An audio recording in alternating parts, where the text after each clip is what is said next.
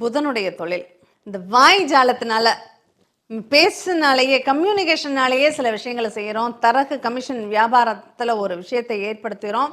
அதற்கு நமக்கு சாதகமான ஒரு சூழ்நிலைகள் அமைய வேண்டும். நல்ல ஒரு கமிஷன் பேஸில் நமக்கு ஒரு நல்ல நிகழ்வுகள் அமையணும் அப்படின்னா அதற்கு கிருஷ்ணரை நீங்கள் வழிபாடு பண்ணுங்க. இந்த பண்டமாற்றுக்கள்லாம் கிருஷ்ணர் தான் ரொம்ப விசேஷம். குசேலர் என்ன பண்ணியிருக்காரு, அவள் கொண்டு போய் கொடுத்தோன்னா அதை அப்படியே சாப்பிட்டோம்னா அவர் செல்வத்தை கொடுத்துட்டார் இல்லையா? அந்த மாதிரி இந்த பொருள் விற்பனை, டாக்குமெண்ட் ரைட்டிங், எழுத்துத்துறை, பத்திரிகை துறை, தபால் துறை, இந்த மாதிரி துறைகளில் இருக்கீங்க, அந்த புதனுடைய அனுகிரகம் நமக்கு வேணும் அப்படின்னா அதற்கு நீங்கள் வழிபடக்கூடியவர் கிருஷ்ணர்.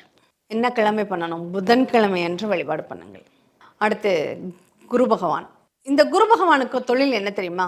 மஞ்சள் நிற தொழில்கள், மஞ்சள் வியாபாரம், நெய் கடை. நெய் அப்படிங்கிறது குருவுடைய காரகத்துவம். நான் ஒரு ஸ்கூல் நடத்துகிறேன், அந்த ஸ்கூல் குருவுடைய காரகத்துவம். டியூஷன் சென்டர் வச்சுருக்கேன், அது குருவுடைய காரகத்துவம். இல்லைங்க, ஒரு உபதேசிக்கும் மந்திரம் கற்றுக் கொடுக்குறேன், அது ஒரு குருவுடைய காரகத்துவம். இல்லை, நான் தங்க நகை கடை வச்சுருக்கேன், அதுவும் குருவுடைய காரகத்துவம். இப்படி இந்த குரு சம்பந்தப்பட்ட துறைகளில் நீங்கள் ஈடுபட்டிருக்கீங்க அப்படின்னா நீங்கள் வழிபடக்கூடிய 2 தெய்வங்கள், ஒன்று பிரம்மா, இன்னொன்று தட்சிணாமூர்த்தி.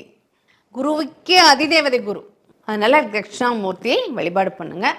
கண்டிப்பாக இந்த குரு சம்மந்தப்பட்ட துறைகள் உங்களுக்கு வெற்றி வாய்ப்புகளை கொடுக்கும்.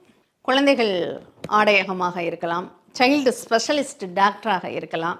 இந்த குழந்தைகள் சம்பந்தமான நிகழ்வுகள் எல்லாமே குருவுடையது தான்.